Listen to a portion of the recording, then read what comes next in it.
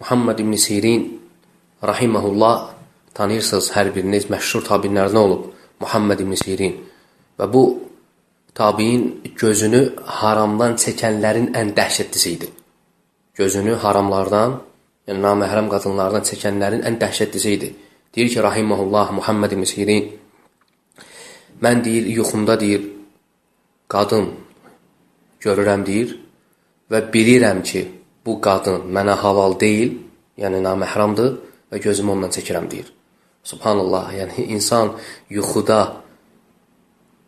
qadın görür, yəni halbuki insan yuxuda nə etsə də, yəni onun öz ixtiyarından olmur. Yəni insan yuxuda hər bir şey edə bilər, yəni xəta olan əməllər də edə bilər. Lakin İbn Sirin deyir, rahimehullah, yuxuda deyir, görürdüm bir qadın deyir və bilirdim ki, mənə aid deyil deyir və gözümü deyir, ondan çəkirdim deyir. Rahimehullah və Allah təbarək və teala bizi harama baxmaqdan uzaq eləsin. İxlasla.com saytı tərəfindən təqdim olundu.